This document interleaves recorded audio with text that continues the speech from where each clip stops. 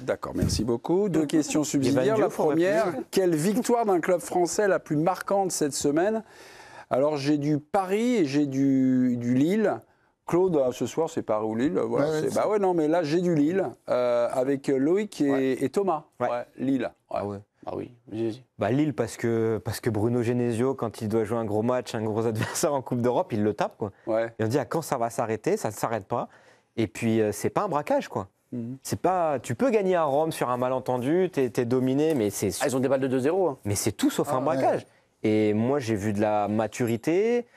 J'étais pas forcément emballé, moi, par le début de saison lillois, notamment ce premier match contre Brann.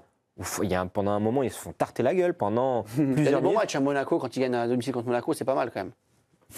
Ah, franchement, il y avait du sur les 90 minutes, je suis... peut-être, allez. Mais sur les 90 minutes, j'ai un peu plus de doutes. Contre Brann, la première mi-temps, il y a 3 poteaux pour la plus petite équipe de la compétition, qui a en plus gagné hier, en plus Brann face à Utrecht.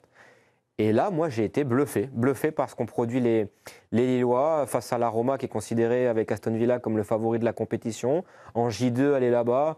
Personne n'a fait, hein. Personne n'a gagné. Exactement. Haralson a été très très bon. Giroud important dans son registre, même s'il n'a pas marqué. S'il y a 2-0, il n'y a pas de débat à avoir. La Roma n'a quasiment très très peu existé dans ce match. La victoire d'un club français la plus marquante, il y a Paris pour Régis et pour Pierre. Ouais, honnêtement, j'aurais aimé en choisir un autre parce que j'ai l'impression qu'à chaque fois, je parle tout le temps de Paris. Bah oui. Mais on te rassure, c'est le cas. On te rassure, Pierre. Qui arrive que très rarement. On te rassure, pas souvent. Ne vous inquiétez pas. Là, par exemple, c'est la première fois depuis l'émission. Et après, elle va reparler du Paris FC. Il y a Paris dedans. Non mais Pierre, sérieux.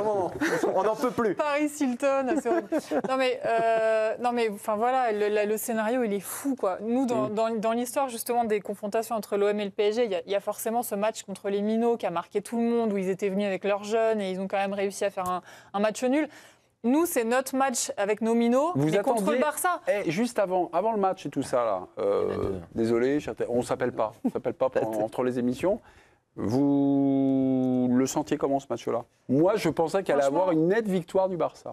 Moi, je pensais, mais sans être anti-parigo. J'étais pas partie sur une nette victoire du Barça, mais j'étais déçue en fait par le contexte, parce qu'on avait tous rêvé la saison dernière de voir une confrontation entre ces deux équipes qui étaient à plein régime avec leurs joueurs et tout.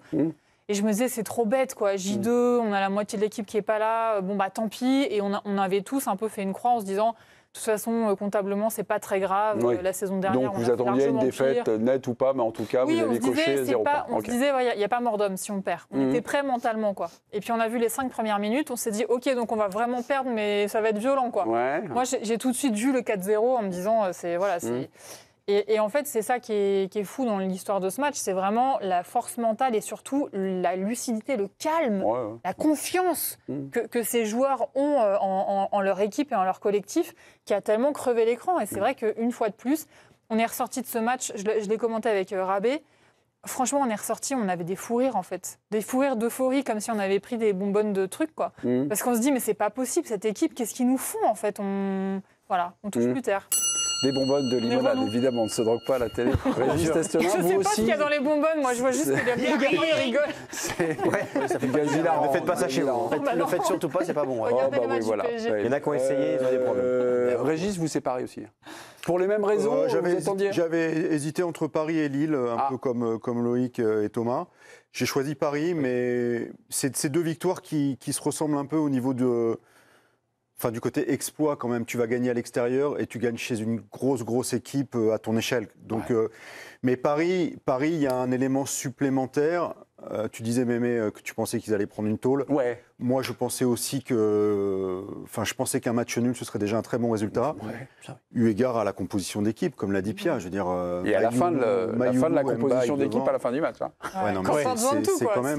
C'est quand même une énorme perf sans Marquinhos, sans Neves, sans Gvara, sans Doué, sans Dembélé, avec les 2 jeunes devant, les changements qu'il fait et tout ça, et puis finalement tu gagnes là-bas. J'aurais pas mis un euro sur une victoire avec ce 11 de départ. Donc je trouve que c'est vraiment une victoire, c'est une grosse victoire. En tant que technicien, Claude, là, parce que moi on me dit, quand un entraîneur me dit tous les joueurs doivent être interchangeables et tout ça, ok, d'accord, je peux comprendre. Mais Doué, Kvaratskhelia, Dembélé, on est vraiment dans le haut du panier. Il y en a quand même qui sont un peu moins interchangeables que d'autres. Non, mais voilà, je me dis ça. Mais malgré tout, est-ce qu'on a vu, il y a quand même une confirmation de quelque chose. Non, mais c'est l'incroyable qualité technique et tactique de Luis Enrique. Mais c'est son impact psychologique, son impact sur le mental des joueurs. Convaincre ces joueurs. Sa capacité, à les emmener. Sa capacité de conviction. Il est absolument incroyable. On sent, Pierre en parlait, on sent que les joueurs gardent toute leur sérénité alors qu'ils ont pris le bouillon quand même pendant savent qu'ils peuvent le faire. Ils se disent, le coach nous en a parlé, il nous a dit que... Il faut aussi parler de la défense de Barcelone, quand même. Oui, mais ça... Oui, non, mais... C'est pour ça que, moi, c'est pour ça que je ne l'ai pas mis dans le match le plus marquant, parce qu'en face, on a quand même une équipe défensivement qui n'apprend pas de son passé, où l'année dernière, ils perdent en demi-finale parce qu'ils sont catastrophiques défensivement. Et là, sur la deuxième mi-temps, mais oui, mais enfin, ils continuent à défendre très haut. Ils perdent en demi-finale, ils font une saison exceptionnelle quand même. Ouais, ça reste ça se joue à quoi, la demi-finale? Rien du tout. À une bonne défense. Ah oui, c'est quand même énorme, oui. Non, mais Loïc vous sommet une idée avec de tels, on va dire, partis pris qui sont vraiment radicaux. Est-ce qu'il n'y a pas, à l'intersaison, une correction? Pour prendre un grand défenseur central. Ça fait le PSG. Ça fait le PSG, oui. Ouais, mais ce qui est... Ça fait le PSG en 2 temps. Un gardien, un défenseur central. Enfin, ils en ont besoin à Barcelone. Mais ce que le Barça faisait un peu moins sur le début de saison, justement. Ah. Ouais.